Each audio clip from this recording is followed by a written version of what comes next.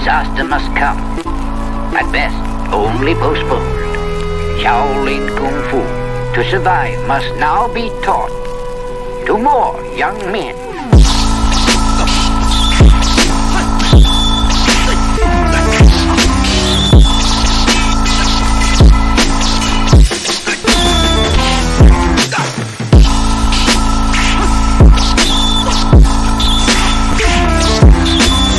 Welcome once again to another episode of Fists, Kicks, and Flixx, the podcast about martial arts, movies, and life. I am one of your hosts, Eugene, and with me as always, my podcast partners, Joe Harley and Angel Diaz. What's up, fellas? What's up? What's up? If this is your first time with us, I want you to know we are members of the Martial Arts Internet Network. On Mondays, you got Raw with Mimi and Love. Tuesdays is CTE with Chris, Los, and Travis. Wednesdays is us, Fists, Kicks, and Flixx with Gene, Joe, and Angel. And on Thursdays, you can get the inside scoop with Alex and Jeff. For more information, you can check us out on all of our social media platforms. Just look for the Martial Arts Internet Network on Facebook, Twitter, Instagram, and YouTube. Fellas, it's showtime. What's going on? Not much, Gene. Had a nice Thanksgiving, had a nice weekend. Michigan went out there and did their thing against Ohio State. Go Blue. That's so right. I'm having Blue. a good one, man. I'm having a good one. Yeah. What about you, Bugs? Does that mean now Michigan is going to be in the playoffs? As of now. So right now, the rankings come out, and they're supposed to go to number 2. So They would be in the playoffs. But they have to play in the Big Ten playoff against Iowa, and that will affect their ranking as well. Mm-hmm. And Iowa has upset a few top 10 teams this year.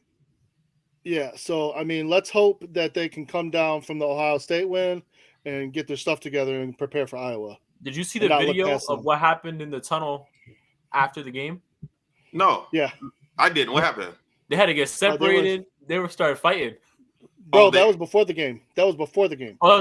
Before the game, they started fighting. That was before the game. Okay. And they were fighting on the field too. But, hey, that's what's up with rivals, Yeah. My weekend was good, man. I went down to New Jersey for the weekend. I had a good Thanksgiving with my family, so that was cool.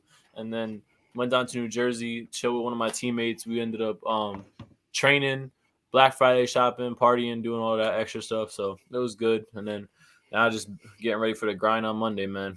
4 weeks till Christmas. I cannot wait. Can't wait for Christmas. You're ready for Santa Claus, huh? No, man, I'm ready to not see any students for a week and a half. You talking about your students? Yep. Not your karate students though. You talking about your classroom students. I'm talking about like my actual job. Like yeah. No. I'm talking about my actual job, man. Because God knows. Oh man. they testing you this time of year, right? Oh, because it's like it's high school kids. They know. Yeah, you do high school, right? Up. Yeah, high school. They know the break is coming up, so for them, they start getting stir crazy. They don't want to be in the classroom, so it's just tough. Yeah, yeah. And I don't feel like going to work, So I know that feeling, I'm dreading tomorrow morning. I've been going nonstop since Wednesday. I have not slowed down at all. It's always been having to do something every moment. On Wednesday, at the end of every month, my karate school, I have testing, so we had that on Wednesday, because Thanksgiving was Thursday. I had my Thursday class come test on Wednesday, so I had a lot of kids, at the dojo for their tests. So we've been going nonstop, and then Thanksgiving was Thursday. Melissa came down. She met the family, so she's been here. And then Friday we had our annual Plowden cousin night, so we hung out Friday night, me and my cousins. Also, me and Melissa had some running around to do on Friday. Saturday, it's been one thing after another. That picture, the generation picture of you guys, was that at the dojo?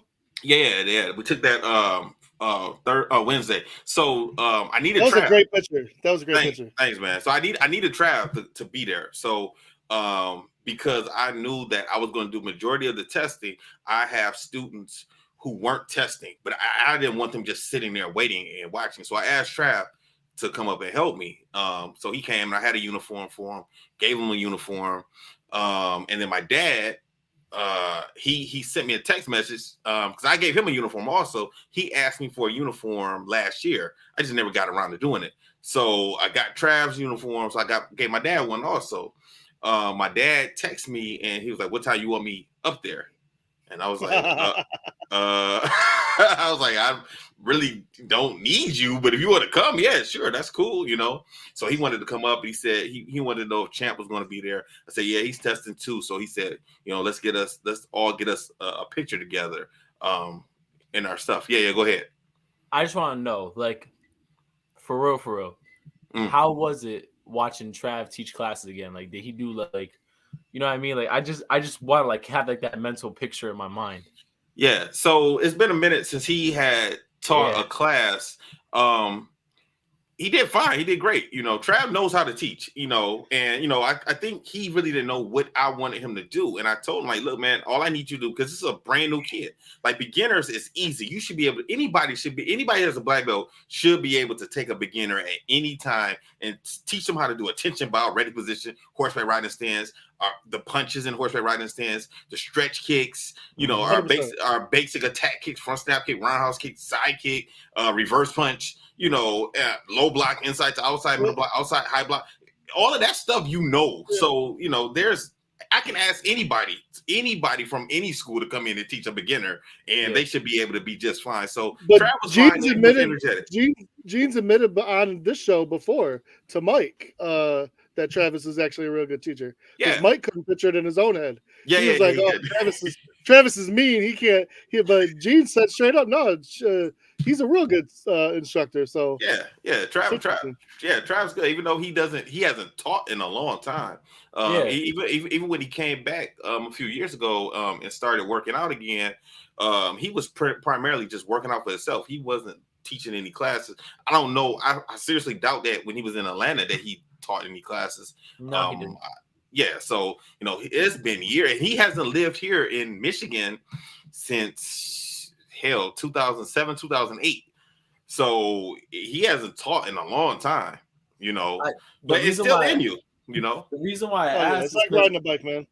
Yeah, man. The reason why I asked is just because he posted it up on his Instagram, and right away I said, "Yo, my dreams are coming true. You're coming back." He texted me, he said, "Absolutely not." I said, "Oh, you come on, man." I saw him suit up. I said, "Oh shit, he's coming back. He's gonna dust out the old macho knuckles, and he's gonna put on them on. He's gonna start doing his thing." Yeah, the crazy thing is, man, I said this before, man. I never pictured myself doing primarily being a martial arts teacher. Of course, I was for a long time. I was my uncle's #1 instructor, especially after I got my black belt, and the other gentleman, Mr. Dowdell, he stopped coming around because he was doing other things, and I pretty much took the reins over for the school after that. And then when I went to college, Trav was, you know, next. I always thought that, okay, either me and Ski were going to get a school together, or me and Trav was going to get a school together. And I always thought that I would be the business person behind the school, doing the marketing and the management and the business stuff, and, you know, teaching occasionally. And then Ski and Trav, one of them would be the front person. That's what I always thought, you know, because I was going to be in the music business. So I did not think I was going to primarily be a martial arts instructor. And now it's crazy that things have flipped, and I'm doing the majority of the teaching, or I'm doing all of my teaching for my business. But Trav is still into martial arts, but he's doing business stuff, you know. So it's crazy to me to look at how things turned around, you know. But yeah, man, to answer your question, man, he did a fantastic job. I heard my student out in the hall, because I actually did not have them in the same room, in our main room where we had class. I had them step out into another room, and I heard them in there. And the kid was, you know, having fun. Travis was making him laugh and having a good time, and he was working on his yells with him also, you know. And when they came back in, I asked my student Ivan. I said, "So did you beat up Mr. Plowden while you were out there? Because I heard him screaming. I heard him making all the noise." He just kind of giggled and laughed at me. But the funniest thing, oh my goodness, one of my kids who's like 7 years old, like when he saw Trav, he flipped out. He looked at me and said, no, seriously, I swear. He looked at me and said, he pointed at me and said, "How did you split yourself in two?" Yeah, you know what? That's the most similar I've ever seen you two look. Like I can tell the difference, but you guys look very similar in that picture. Hey, I mean, I'm 4 years older than Trav, also. I know. So I'll take They that as didn't a look compliment. they didn't look like twins, but they looked very. That's the most I've seen you like together look like brothers. That's Think all. about it, think about it. Like now, we both have bald heads. Both of us have beards. You know what I'm saying? Trav, I'm 6 feet, and Trav is 6'2", 6'3", so he's a little bit taller than me. So I get it. But that was funny. The whole school cracked up laughing. Two? Yeah, he was like, "How did you split yourself in two?" Kids, like, that's kids not have me. the funniest way of looking at life. Right. So we had a good time, man, and a lot of my students were a little nervous that Trav and my dad were there also. My dad didn't say anything; he was just there in uniform and watching and talking to the parents, talking to some of the kids every now and then. So it was cool to have all of us there. And then today, today's Sunday, so I had Braylon. We were running around doing things. Melissa was also with me and her daughter. So we had a nice little day out at Dave & Buster's, and then we went down to the Light Fest in Westland. So cool. that was pretty cool, man. So all right, let's talk about the movie. Shang Chi, man. Oh, I should say his name right. Because I've been saying Chang for so long. Yes, it's Shang Chi. That's how you say his name. By Marvel Studios. When I first heard about this movie coming out, man, I didn't know how to feel about it because this is a character that I had never heard of before. I didn't know anything about him. Him and the Eternals are so obscure. When Marvel Studios first started, at that time, Iron Man was a C-level character. Iron Man was a C-level character. Captain America was B- C character. The Hulk was C. Primarily people showed up and knew about the X-Men. They know about Spider-Man and even the Fantastic Four. Those are the 8 characters, and they were all, they were all sold off, which eventually end up coming back home. So I think Marvel is trying to continue their success of making these popular characters, these lesser known characters, popular. So I didn't know what to expect when I watched the movie. I only got a chance to watch it one time because I was real busy this week. But I still enjoyed the movie. I liked it. I didn't have any issues, no serious issues with the movie. What did you guys think of it? When I first heard and saw about it, I was excited to get like some form of martial arts Marvel movie, and I didn't know much about the character either. And then, like when I seen some of the previews and like the idea of the 10 rings, it kind of worried me because I was like, okay, what are they going to do with it? Are they going to make it cheesy? Is it going to be a little bit too much? But no, I think they did a good job with it for the most part. What about you, Angel? I love the movie. I only saw it once. Also, I want to see it again. Like I'm dying to see it again. Just to see about, because me, when I watch Marvel movies, I'm always trying to find out what I'm missing so I can like know what's gonna happen next. But I actually love the movie, man. I thought the martial arts was really good. But I really enjoyed the storyline of this movie. I was like really happy with the storyline of the movie. That's the one thing I was worried about, and it went head and above for me. So I loved it. Okay, Joe, do you want to lead this today? Can you lead this today? Yeah, I can lead this today. Are you guys ready? Yeah, let's go. I'm good, man. I can help you out also, Joe. I know the movie pretty good. Yeah. The movie starts out in where do you think we are? Like, do they say Japan? No, they're in Los Angeles, China. Right at the beginning. Oh no! In the beginning, when they're speaking, he was in Asia, but like pre, like thousands of years ago. Yeah, we had a narrator. We had a narrator, and it was mostly we had a lot of subtitles at maybe the first 15-20 minutes. Mm-hmm. And so we're getting the idea. We're finding out about the 10 rings. And again, what's the character's name? The dad's name? Wenwu. Yes, Wenwu. So the holder of the 10 rings, his name is Wenwu, and they're going over how he found these 10 rings, and they're telling us of him becoming like conquering worlds and changing,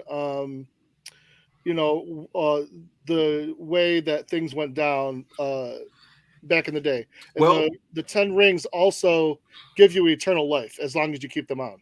well, you know what? Also, they really didn't know where he got them from, though. They They say never that really said. yeah, they said he either some say that he found them in a crater, and then some say that he stole them from a tomb. So we don't really know exactly where he got them. I gotta say, knowing his personality, I guess he stole them. That's a possibility. I'll go with that. I'm just saying. But also, I feel like it's not even spoiling nothing because we really don't know nothing. I feel like that's gonna be the setup for a future movie. How he got them, we'll find out in another movie.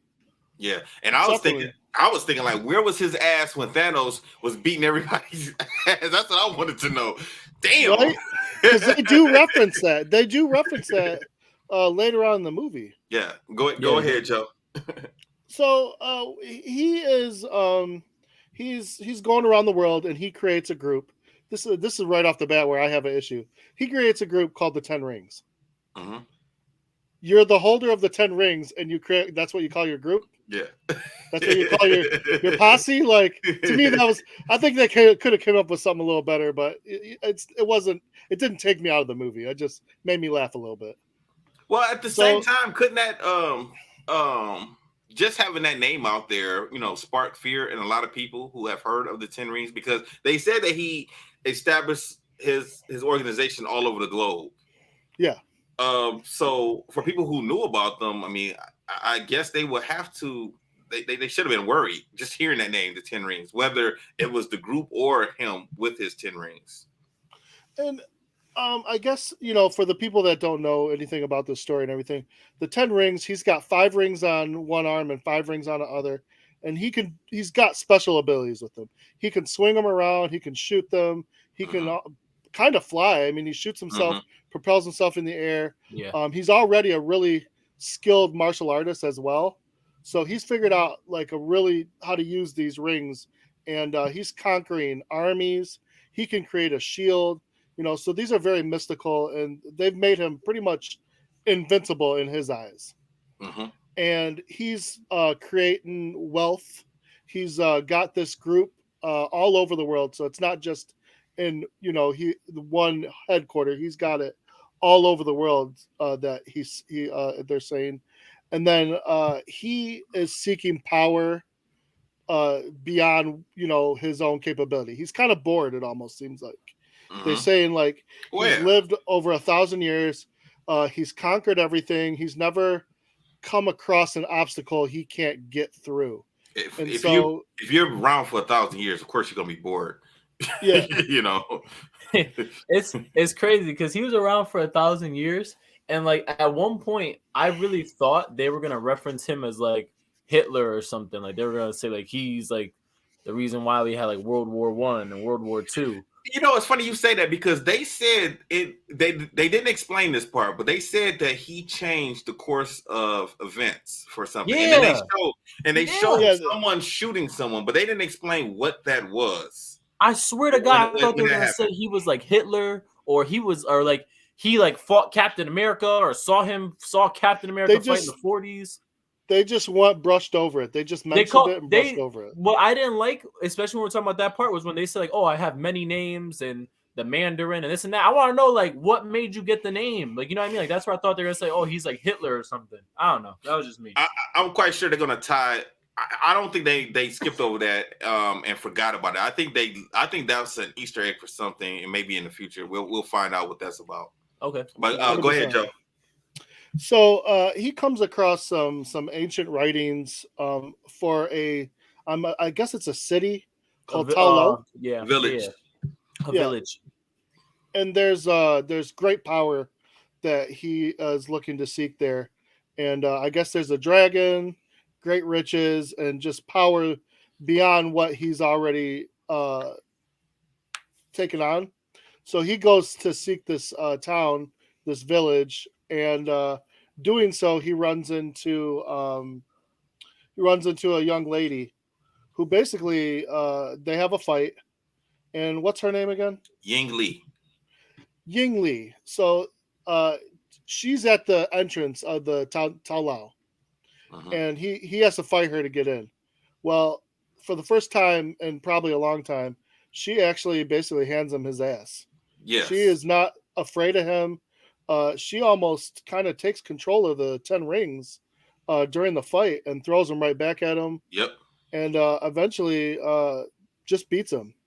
And during this fight, he kind of, although he's a little pissed off, he kind of falls in love.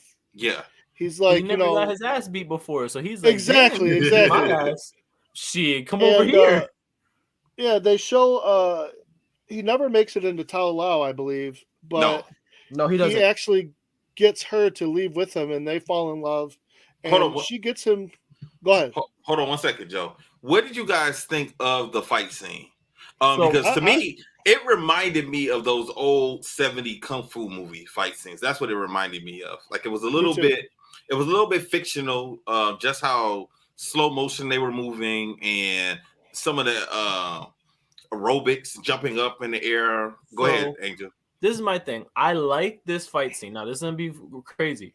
This is similar. That fight scene was similar to what we saw in Hero with Jet Li, right? Yeah, it was. What I liked about this fight scene, though, compared to Hero, was that in these fight scenes, she used air and used the elements around her, and that's what gave them the ability to be more acrobatic, as opposed to in Hero.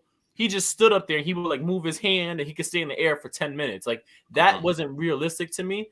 That fight scene was fictional. So I'll buy into the fiction of the fight scene. Does that make sense? Yeah, but she also tells you that her power comes from Tao Lao and from the dragon that they're protecting. Okay, because I was confused. I was sitting there wondering, yeah, she does have power. I was wondering, is she a mutant?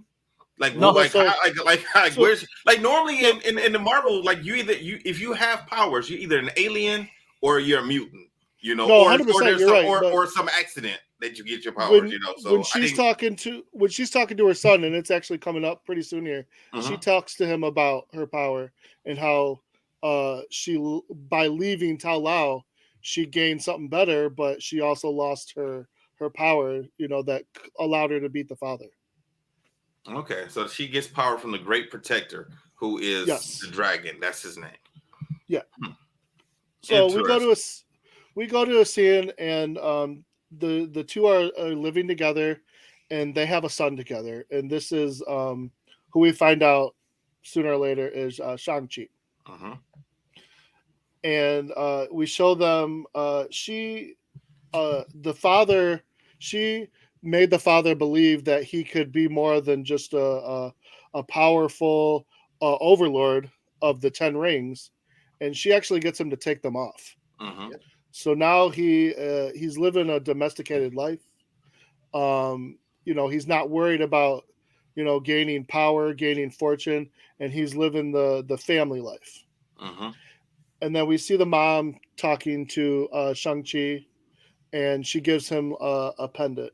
And then from there, we switch to what is the present day. And it's Shang-Chi, and he's all grown up.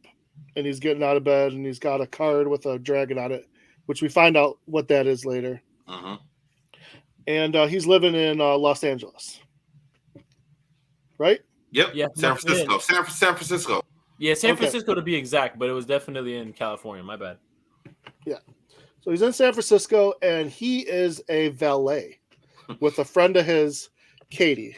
You guys got anything? I was kind of surprised to see this character, because this is the type of character that Marvel always has in their movies. Talk about Katie? Yeah, Katie.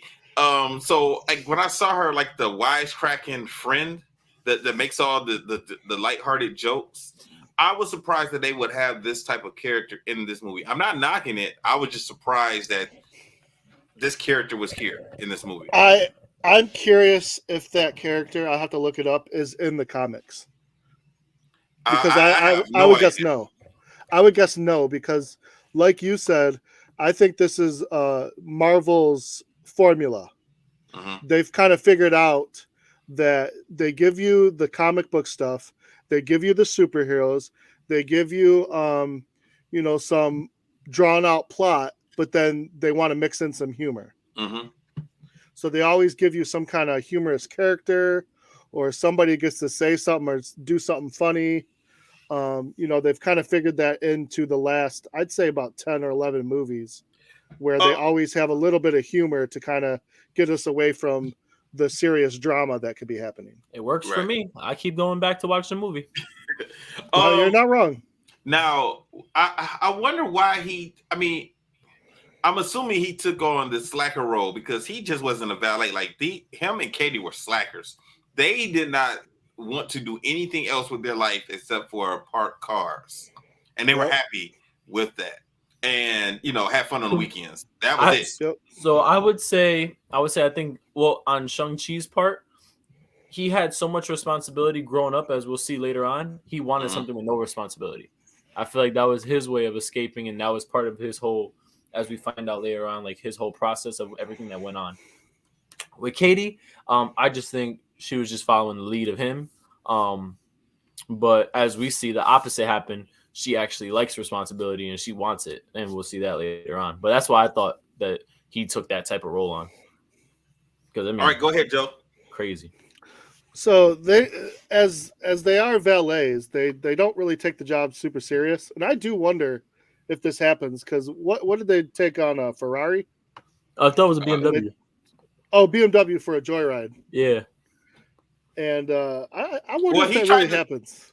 Shang-Chi tried to stop her. He didn't want to mess up that car. He didn't try very hard. He never does.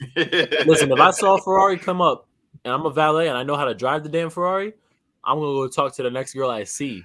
Like that would be how I'd be playing it. That'd be how I'd be playing it too. I'd be right there with you, for real. I wouldn't be worried about driving it hard. I'd be like, oh, let's go see what I can find with this. Let's go cruise down the street. That's all we need. Yeah, but then what are you gonna do the next time you see that girl and you don't have that BMW or Ferrari no more? You know what I say? I say, baby, I got on my lease. It's in the shop. Go ahead, Joe. So anyhow, we see them. They take a little joyride, and then they end up. They're at a bar with a couple of friends of theirs, and they're telling a story about back in the day to the friends. And I guess the friends are, they're serious now. They're married.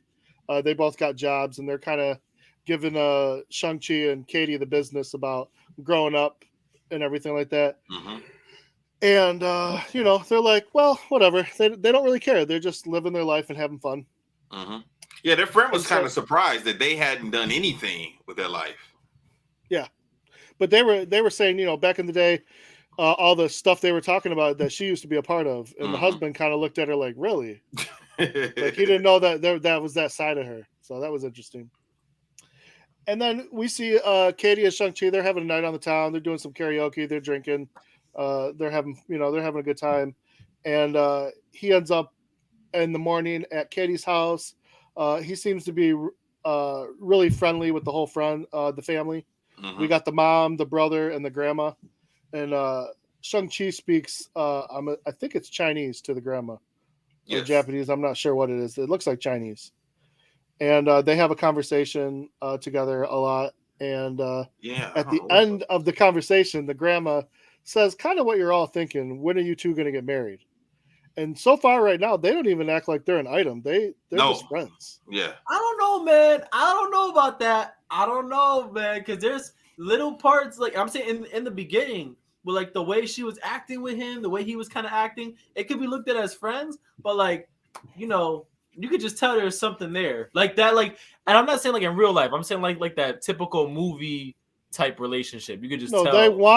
They want to slowly push it that way, but right now they're just friends. Okay.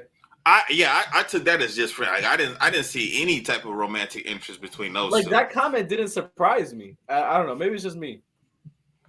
No, I'm saying they're probably going to try and put them together at some point here. You have to. No, I think she's going to die. I think she's going to die in the future. Don't do that. Honestly, honestly, I think that's what's going to happen. I think she's going to die. Why you gonna do that? Like, Gene's dark, man. Okay. Yeah, I mean, what? No, seriously. I mean, like, what superhero just has a happy life? Besides I think Superman. his sister's gonna die before her. No, the sister's too badass, man. Yeah, those are the ones that get you. Those are the ones that get you. Katie absolutely has no power or nothing. She has nothing. He can shoot an arrow. Come on now. She's not a doctor. She's not a scientist. She is nothing. She is expendable. She's just a friend. She is very expendable. She is going to fall off a building or something one day. Mark my words. God bless his fictional character, because we wish so much bad upon her. So I want to tell something before we get to this next scene, because it kind of ties in. So one of the stories that Katie actually and Shang Chi talk about is how they first met each other. And I guess Shang Chi had just moved into the building, and somebody had made a comment about him being Gundam style or something. And he got smart mouth with him and said, I'm not even Korean. And the guy took offense and wanted to fight him. And Katie jumped in the way and started singing Hotel California and freaked the guy out, and he walked away. So that was their first interaction, meeting each other. So at this point, she has no idea, if she's going by the name Sean, by the way, now. Yeah. He's changed his name in America to Sean. So she thinks Sean is just, some fun-loving guy who can't fight. Right. Well, now the next scene, we're on a bus getting ready to go to work. And Sean is confronted by a gentleman who wants his pennant from his mom. And he's not giving it up. And he basically says, I don't want any trouble. And he kind of looks at Katie for a second and is like, she's like, does he look like he can fight? Right. And all of a sudden, he is fighting everybody on this bus. And he's handling himself just fine. And there's a gentleman with a long beard who has some kind of blog, and he's taping the whole thing. He was kind of funny, annoying, but funny. Yeah.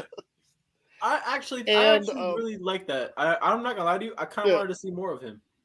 Just me. Oh, he was fun. I'm sure he'll pop up. Yeah, I think so too. They like to bring in characters like that, random characters like that.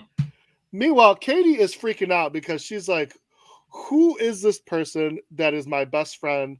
And what is going on here? And I really like this fight scene. Like this, I don't know where they found this guy, but he was jumping around the bus, parkour, kicking the crap out of everyone. Yeah. Now here's where I do have a bit of a problem. Who is this sling blade guy with this blade on his arm? Razor, what did he call himself? Razor hand or something? Razor Fist. That reminds me of Taserface from Guardians of the Galaxy. What is Razor Fist? Yeah, that's a character I've never heard of before in the comic. I don't know. He was just too much for me. So basically, imagine a big burly man with a vest on, and one of his hands is just a normal hand, and one of his hands is literally a blade. And which was weird to me that his name is Razer Fist, and he does not have a fist. He doesn't even have a forearm. He has no hand, Honestly, to me, he was a dumb character. The name was dumb. The whole thing was just kind of weird. Yeah. And not only does he have a blade on his hand, but the blade lights up for some reason. So he's cutting through the bus, and he actually cuts the brakes out of the bus. And so now Sean tries to drive the bus for a minute, but he lets Katie take over because she actually refers to herself as an Asian Jeff Gordon, which was interesting to a point.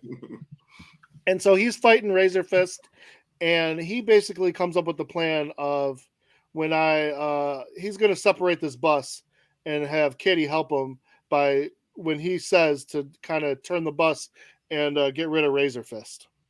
So to do that, he has to get them in the back of the cart. He has to get the civilians to the front. And then, he pulls the stop button, and Katie turns, and the bus goes away, and they crash the bus to stop it. But, it's kind of like they're trying to do a speed here.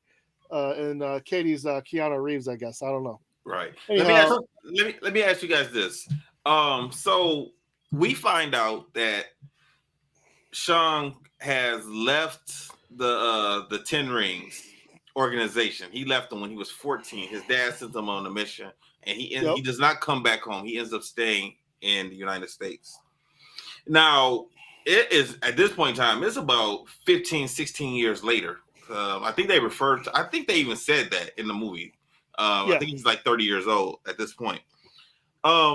He does not have any special powers. He's not a superpower person. So everything that he's doing in this movie, it lets me believe that he must have been training still, even though he was no longer part of his dad's organization. Because if you take 16 years off, you have no powers. How are you able to do all of the remarkable things that he is doing in this movie? And the only thing they showed is when he woke up in the morning, he was doing push-ups. Yeah. Which the average person doesn't just do that. Yeah, I would say, he had to have trained. I just don't like that they didn't show it, because now we're left to wonder if he was really training or not. Yeah. He had to. I mean, the way he was flipping around the bus, like if you stop training for 16 years, once you start doing something, you're going to be rusty as hell. So you're not going to be doing, and you guys know, because we're martial artists, we're not going to be moving around like that. Ain't no stretch gonna warm you up from what he was doing. He was doing some craziness. Right. And then on top of that, he did it in the moment. Like, he didn't have a chance to stretch. He just got grabbed. Yeah. He didn't know he was going to fight that day when he got up. I'm surprised he didn't even have a hangover from the night before when they went karaoke, you know? Yo, imagine he knew he was going to fight that day. He said, man, let me brush up on this cartwheel kick real quick. Let me just make sure it's still there. Yeah, you know what? If they would have had him do some drunken kung fu, I wouldn't have minded. That would have been fun. that would have actually been cool. Idea. Yeah, that would have worked. Yeah, that would have worked. All right, Joe, keep going, man.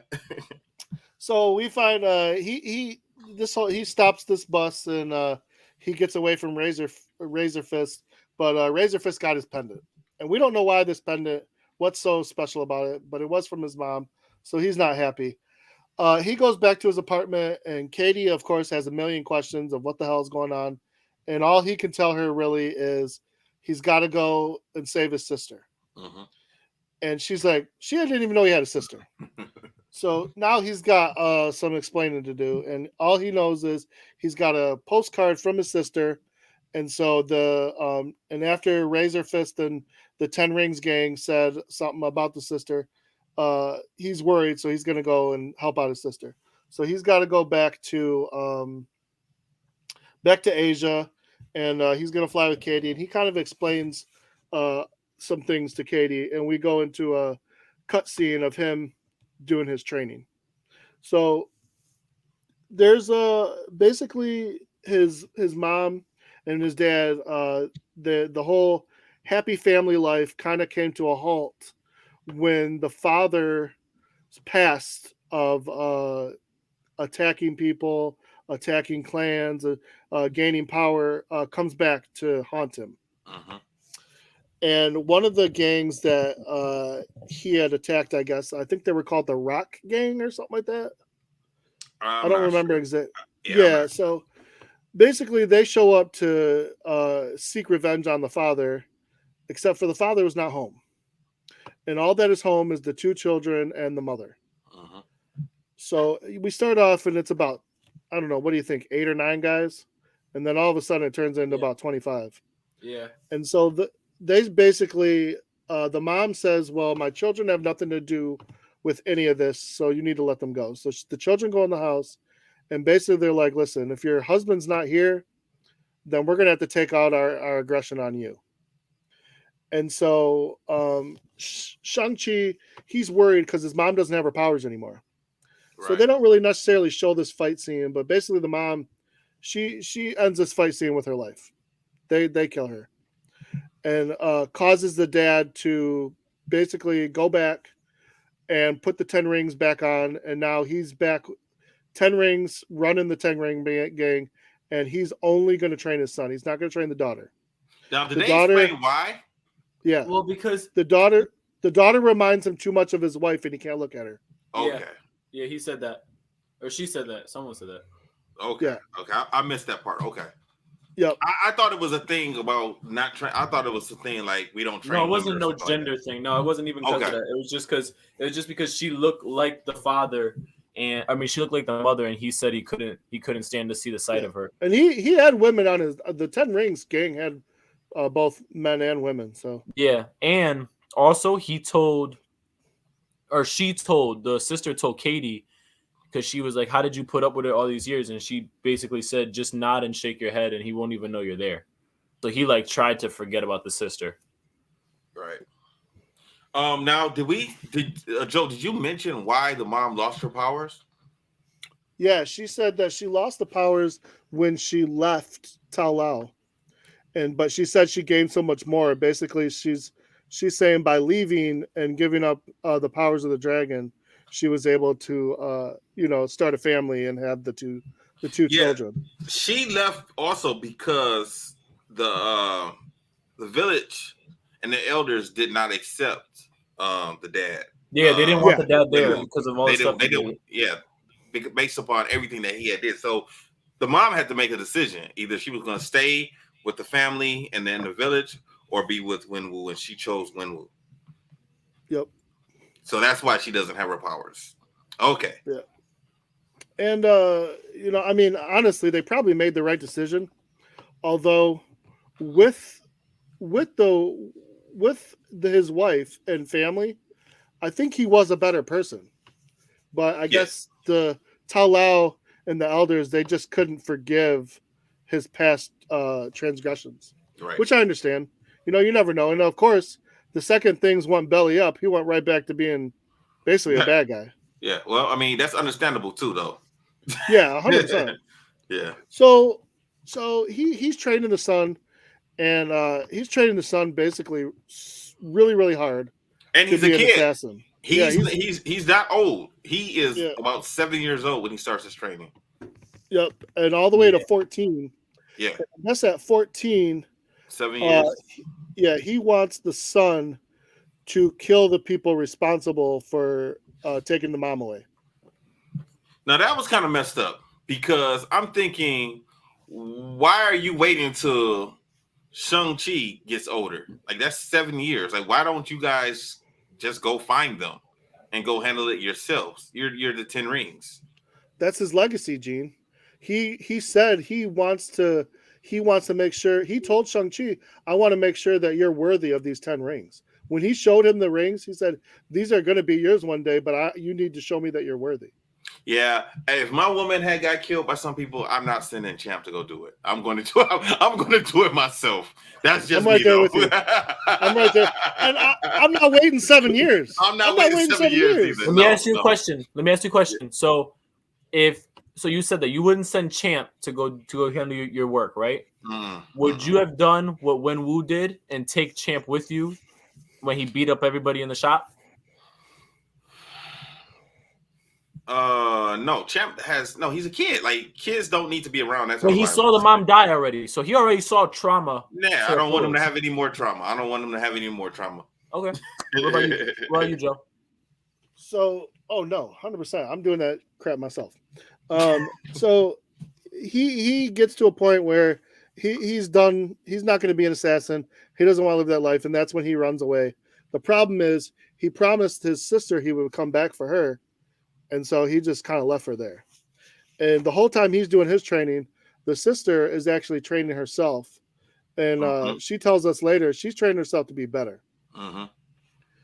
So after we get this part of the story and all that, we end up at a underground fight group, and this is what the address that was given from the postcard, believed to have come from his sister. So he goes and asks for the sister by name, and somehow he ends up signing up to fight. And he's not fighting just, he's fighting one of the top people. And he gets in the ring, and lo and behold, he finds his sister. It's his opponent to fight. Now, let me ask you this. Did you guys realize who was in the cage fighting when he first got there? Yeah. Wong. Yeah. You know who he was fighting against? No. Okay, that's Abomination. That is who the Hulk fought. Yeah, that's who the Hulk fought in his movie. I thought about that, but I didn't know if that was Abomination. Yeah, that's him. Yeah, that's him. from the Incredible, or is it? I don't know. Whichever movie was second. It was the second movie, the 2008. Yeah, with Edward Norton. Yeah, so that's who he was fighting. That was Abomination. And they were friends, even though they fought each other. That was actually interesting. Yes, yeah. Because we're gonna get Spider-Man, and then we're gonna get Doctor Strange. Mm-hmm. So I'm curious to see if they're gonna bring Shang Chi into Doctor Strange. Yeah, hell yeah. Yeah, I mean, at some point in time, like I mean, with Doctor Strange movie about the multiverse of madness and looking what's going on with Spider-Man and what happened in the Loki series. I mean, and they didn't get a chance to really explain. Like we see at the very, very end, like they don't know where these rings came from. Yeah, so, exactly. And Doctor Strange is going to have something to do with this. And if you think about it, the powers are very similar to what Doctor Strange does. Like the way he's able to fight people. I'm not gonna say manipulate time and everything, but to fight people, they're very similar. And also, let's not forget that the way the Eternals ended, that ending is also gonna play a big part. And I feel like Shang Chi. I didn't see the Eternals yet. Okay, I'm not gonna say it. Never mind. The post-credit scene, but I know what you're talking about. The scene of the Eternals, I think, is gonna play into Shang Chi. I honestly feel like it should. Okay. Yeah, I was thinking the same thing. So he loses to the sister, and him have a pretty good fight, but he's trying not to fight her, and she's got no problem whipping his ass, and she does just that. And so he finds out she actually owns this club. This is her legacy. She waited around for her brother. He didn't show up, so this was her way of kind of getting back at the dad and the brother. Hey, if you won't let me in your man's club, I'm gonna start my own club. Yep. Well, then Razer Fist and his gang and the 10 rings, they show up, and the sister, she runs out a back door and she just kind of leaves her brother hanging. And she's just like, hey, you left me hanging, now you know what it feels like. So he's got to kind of fend for himself, and he's got no problem handling himself and jumping around, but he's kind of got Katie, she don't got no skills, so she's kind of weighing him down a little bit. Yeah. And they're fighting on like a bamboo tapestry or whatever you want to call it. And he's got to watch out for Katie too, because she's about ready to fall. Yeah, this kind of took. I kind of wish they would have gave him some powers, because I mean, just for him to be a human being doing all of this stuff seemed a little too unbelievable for me. I don't know. He kind of, some of his style reminded me of like Jackie Chan. Okay. A lot of jumping around, jumping through stuff, kicking people, and yeah, I was just talking about the fact that they were fighting on the outside of a building. That, and not really being concerned about falling all the way down to the ground. I agree. Especially seeing that the other people had weapons and had lightning and stuff. Yeah, it was interesting. So during Shang-Chi's training, there was a main, I don't know what you want to call, masked individual, kind of like a ninja, that was kind of like pushing his training along. And that person shows up now for the sister's pendant. And they have a fight, and Shang-Chi more or less wins that fight, and then the dad stops everything, and the dad welcomes everybody home and says it's time to go home, and said that he sent his group out, the 10 rings, and told them that even if they tried their hardest, they couldn't kill his son. Which he was right. They didn't kill the son, and he survived. But to find out your dad sent all these people after you, I mean, they could have killed him. Yeah. And what if he wasn't training? And he knew, and the dad said, like, I've always known where you guys were at. So basically, he just wanted the pendants. No, he wanted, well, yeah, he did want the pendants, but I think he wanted his family back to a certain degree. I don't think that was the case. I think he wanted the pendants because he needed to find, as we find out later, he wanted to find a way back into the village of Tao Lao. And he believed that his wife was still alive and she was actually in the village. And he felt that she was being held captive. So he thought he was doing the right thing, the good thing, as far as getting the pendants and trying to find a way. Because when you have both pendants, you find a map that leads back to the village. So, I mean, yeah, we could pick up right there actually, because that's pretty much where we are. So they get this map to Tao Lao, and after they get this map, they kind of end up trying to figure out what the dad is actually hearing, because the dad thinks he's hearing his wife. He says that she talks to him, and it's like she's right there, but the kids are kind of figuring out like, I don't think that's what's going on. And they challenge the dad, and the dad basically says, listen, you could do this my way, or, we can do it the hard way. And of course, the family chooses the hard way because they don't agree with their dad. They haven't really agreed with their dad much ever. And so they end up going into what is prison for the 10 Rings. And they run into a character that, if you've seen Iron Man, it took me the second time watching this to realize that. I don't know if you caught that. Yeah. I actually knew that he was going to be in the movie. When they were making it, they had mentioned that he was going to be in the movie. So it was interesting to me because I wonder how he plays a part in this. But was it the second or third Iron Man that he was? The third one. The third one. Iron Man 3. Yeah. So the bad guy, essentially from the third Iron Man, was the Mandarin. And the Mandarin was basically a terrorist that was created by another group. He was really a nobody. He was an actor. And for some reason, the 10 Rings have this guy captured in a dungeon for the last 12 plus years. And he's been performing for them. And he's down there with a magical creature from Tao Lao. Right. I know. The movie kind of takes a turn from like martial arts and fatherhood and betrayal to we started getting real mythical. Yeah. What Bugs, Angel, what did you think about this little thing? I was lost the whole movie once he was introduced. I kept telling myself, yo, what is he doing? Like, literally, he made no sense to me. I got so pissed off when we thought he died and he said, I'm just playing my scene. You think this is a fucking show? What are you talking about? What are you talking about? That guy was Gene. I'm not. Yeah, I know what he's talking about. He was on the battle scene. He was just laying there on the ground. Yo, he thought it was all a show. I got pissed. I was like, "What are you talking about?" Literally, he said, "Play dead," and then the damn stupid little ass face chicken turned around and played dead also. Like what? Yo, I was pissed, bro. He made no sense to me because when he started talking, I was like, wait, so did he bring him back from like Shakespearean time to now? And then I was like, what is he, like the village idiot? Like I couldn't tell like what his role was. You haven't seen Iron Man 3? No, I saw Iron Man 3. Okay, so you probably from. Yeah, you probably want to go back and watch it now. And now I want to because it didn't click. It didn't click, but I just kept looking at him like, what is wrong with this dude?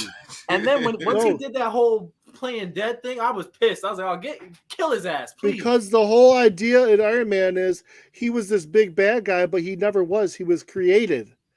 It was all a facade. He was under duress, and he was just an actor that they got to look like a terrorist that they made up. Anyhow, so he's the creature is from Tao Lao, and since they don't have the map, they have to escape from the prison and then get to Tao Lao. Well, for whatever reason, the Mandarin, he can talk to this creature and understand it. And the creature knows the way to Tao Lao. So they all get in a car and they follow the directions of this, as Angel put it, chicken ass face, whatever, creature through the Mandarin. And they go through a forest that actually, the forest kind of like attacks you. Yeah. But it's a protective barrier almost if you don't know how to make your way through it to get to Tao Lao. And at the end of the forest, when they finally get out, they end up in a portal, and the portal takes them to Tao Lao.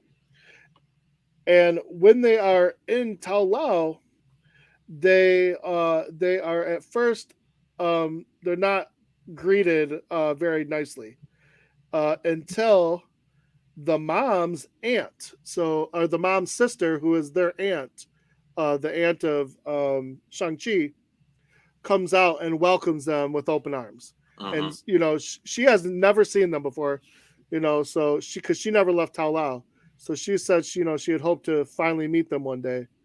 And so she kind of gets the story of what's going on, and she explains to them what the father is actually hearing. And what it is so there's a soul sucking dragon that Tao Lao, the people train, and they're keeping under behind closed doors. And the dragon calls out to people like the father to try and be released, because he has the 10 rings. The dragon knows that he can release it. So that's why he's sending out these quote unquote things from the wife to mess with his head. So he can't see past it. He really believes that it's his wife. And so he's going to show up and basically start a war with Tao Lao to get to open the door. Yeah, he brings the 10 rings, the organization, and the for real 10 rings. So when we're looking at Tao Lao, it's interesting because you first get there, it's real nice, it's beautiful. It had kind of like a Pokemon meets Avatar feel to it. There's a bunch of, other than the ass chicken, and they had, horses and stuff that just reminded me of Avatar, I guess. A lot of, or even kind of like, what's that Harry Potter, the mystical beast or whatever. Okay. Yeah, it kind of reminded me of that. That big ass lion. That was cool. That was cool, but also crazy. I felt like he looked familiar to me. It's just they were making these mythical creatures, man. What do you want? I know Jeff is probably shaking his head like this is not a martial arts movie now. At this point, listen. At this point, Jeff don't got no place to talk. He better not ever send me no picture of them damn VHSs ever again in my life. I swear to God. Why? Keep going, Joe. So the aunt, she shows off a shrine of the sister and their mother, and a gift that was left behind. They each had their own suits. And as we all know, when you watch Marvel movies, everybody's got a special suit that we're waiting for. So this is Shang Chi and his sister. They get their suit, and they're just kind of practicing. And Shang Chi knows that he's going to have to take on his father. And he knows the only one that beat him was the mother.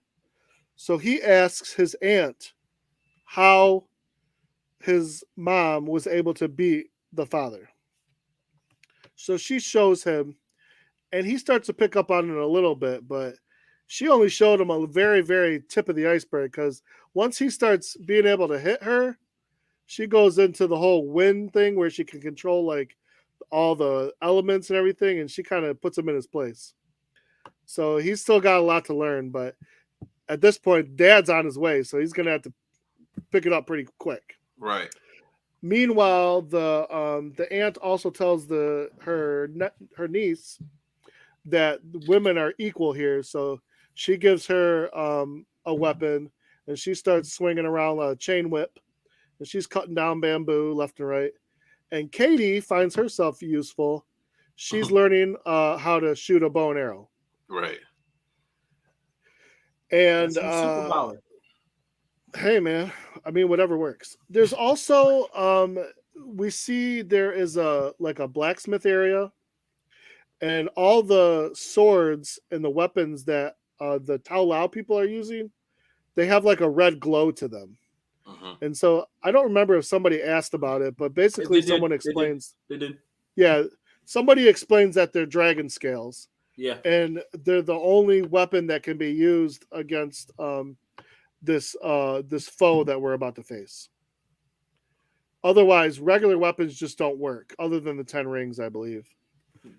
Only the 10 rings. Yeah. So as they prepare, they're going through training. They do a few training scenes, and they're shooting bow and arrows. They're fighting. Everybody's learning something different for the fight to come. And of course, the dad shows up with the full-on army, and he means business. So he starts fighting left and right, and his team is fighting the Tao Lao group, and they're basically having all-out war. And that's where Angel had said, the Mandalorian or Mandarin, whatever his name is, he lays down and he's doing his fight scene where he's just playing dead, and he has his little character play dead with him. Yo, the chicken literally was about to like start crying in its own little body or whatever. Yeah. And he told it. Friend. He said, play along. And then he literally turned over and played dead. Like, what? Okay. Crazy. But we don't know how long they were in that dungeon for, so they became buddies. And like I said, he was the only one that could understand him. So the father goes right for the door of where he believes his wife is being held captive. Mm-hmm. And he starts hitting it with the 10 rings, and it cracks it open a little bit. And I don't know how to explain. Little devil dragons come flying out, and they are literally picking people up, sucking their souls out, and taking them back to whatever the hell is behind that big ass door. Because I was wondering at first, like, what is behind this door?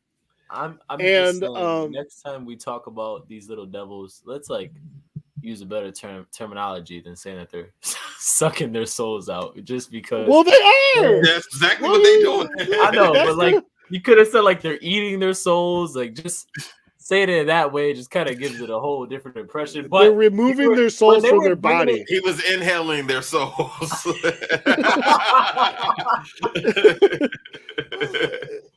And then but you know what's crazy? I thought it was crazy when Razer Fist tried cutting it, when it tried to get on his face, and he was cutting it, and it kept bringing itself back together. Because I would have thought at least the knife would have cut through him. Well, that's the thing. So that's what they're pointing in. Basically, the 10 ring army, they're looking around like, what's going on? And Tao Lao tells them, you can't hurt these things unless you have the dragon scales. So he's like, maybe we should form an alliance for now, because he's watching all these people dying, and he can't even touch these things. So he breaks off his knife and gets a dragon scale knife, so at least he can fight, and they all start fighting together. Meanwhile, Shang Chi goes to take on his dad, and he doesn't last very long against his dad in the 10 rings. No, and his dad, now he flies into the water in the lake, and he's drowning, and he's seeing his mother and some of the lessons that she was teaching him, and all of a sudden he gets taken out of the lake by something, and it seems to be where the source of power comes from, the Tao Lao, and it's a white, pinkish, good dragon, and it's pretty much right on time. Yeah, it's pretty much right on time, because as this happens, the full wall has been taken down, and a dark, demon-esque dragon comes flying out, and all the souls that are being harvested are being given to this dragon, and it's just gaining more power and gaining more power. And meanwhile, Shang-Chi still has to fight his dad some more. Right. So the people of Tao Lao and the sister and even the 10 Rings army, they tell Shang-Chi that they'll buy him as much time as they can until he can hopefully defeat the dad and be able to help out. So he has a nice fight with his dad. He's going back and forth, and he's trying his best to use the lessons learned not only from his mom, but from his aunt. And eventually he does kind of do like the mom, and he gets the rings when the dad shoots them at him. He gets a hold of them, and they change from the color blue which is what they were on the dad, to the color gold, which I guess is somehow based on Shang Chi's energy, and he's able to use them now against his dad. Takes his dad out, and now he's got to fight against the Dark Dragon. You guys got anything before we finish the final fight scene? Nah, that's pretty good, man. Let's finish it. So everyone's fighting, everyone's doing their best. We're seeing, mostly, there's some casualties, but nobody, not like any big time characters. It's just mostly part of the armies of both sides. Shang-Chi jumps onto the good dragon.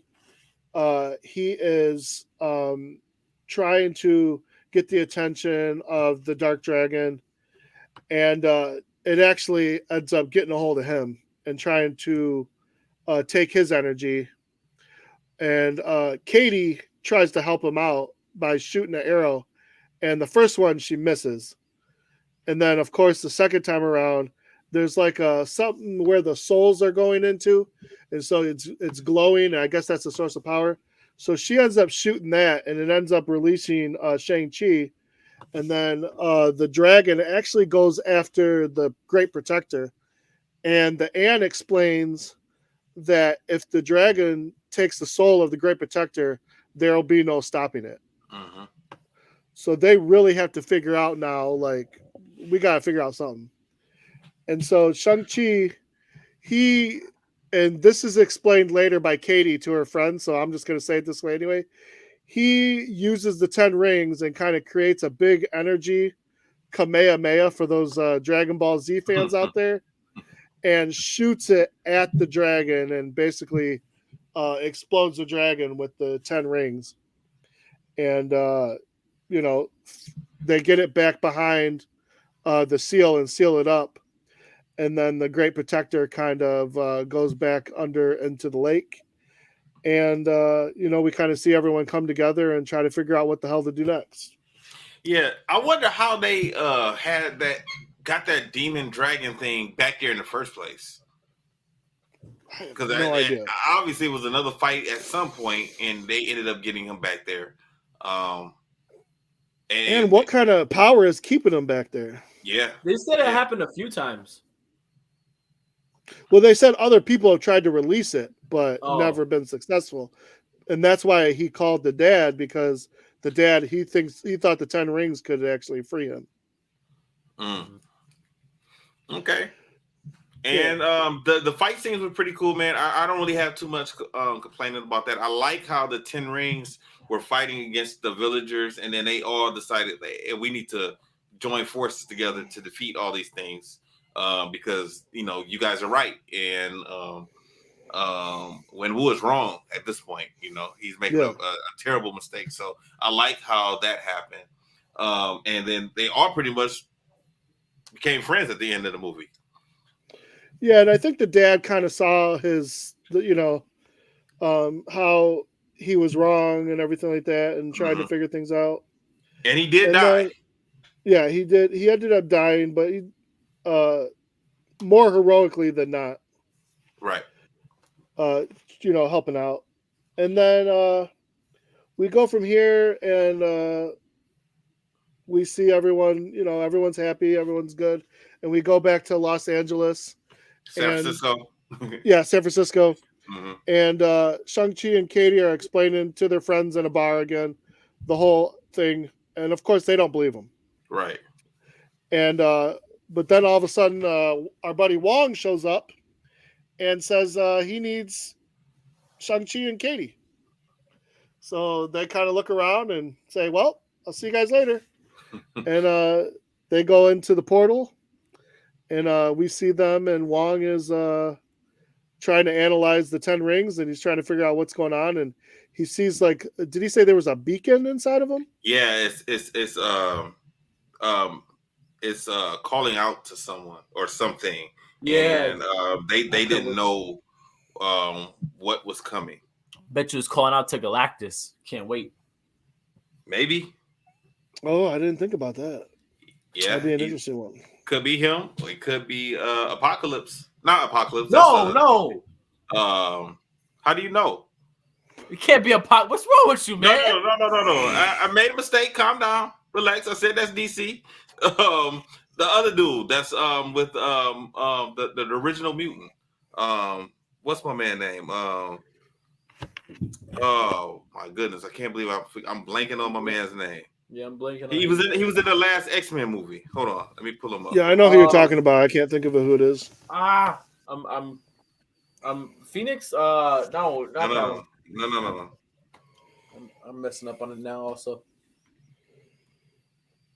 Apocalypse. Yeah, Apocalypse.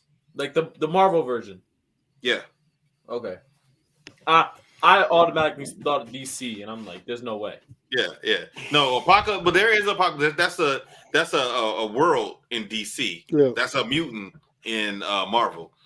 We don't know. Like, I don't know. They could be trying to throw us off. We know the mutants are coming. But we don't know what's up as at this point. Well, hold up. So the very, very last scene of the movie, they were talking about Shang Chi's sister was back, taken care of and disbanding the 10 rings. But we find out in the very last credit scene that she is not disbanding the 10 rings at all. She has taken over the 10 rings. Right. So she's following her father's footsteps, which doesn't surprise me. She kind of felt like she was on the outside looking in all the time. And so she wants to live up to her father's name. And so it doesn't shock me that she's taking over the 10 rings now. No, so what you guys think of the movie? I enjoyed it. I give it an A all the way. Yeah, I give it an A. Yeah, I would give it an A. It was pretty good. Hey man, it was good. No complaints. No complaints. Nope, it was good. So if you guys get a chance, it's on Disney Plus. If you got Amazon, I don't know if it's on Amazon Prime or not. I don't know. It is, but you gotta buy it. $19.99. Not good. Oh wow! So you can't even rent it yet. No. Wow. Okay. So it's best to get Disney Plus if you want to check it out. I'm gonna pick the next movie because something I want to see is martial arts related. We're gonna watch Bruised next. Ooh, I was just gonna watch that. Yeah. That's what's that?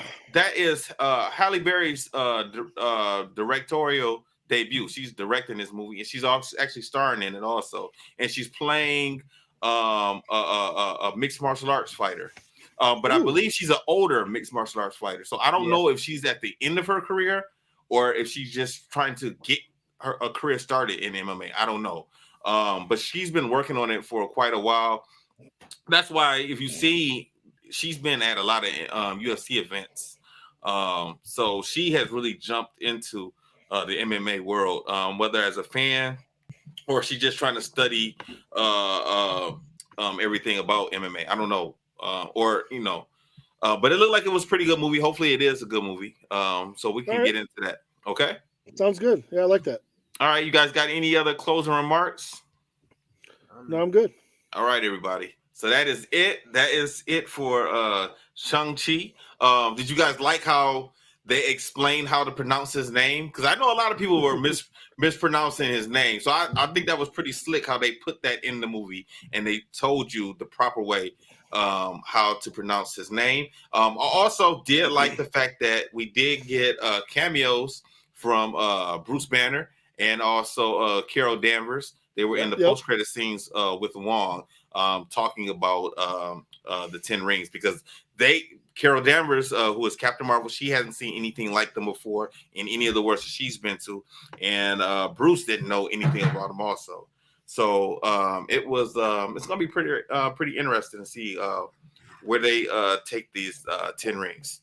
So we're going to watch Bruce for next week. So everybody stay safe, stay strong. And it's up to me this week to play my music. Disaster must come. At best, only postponed.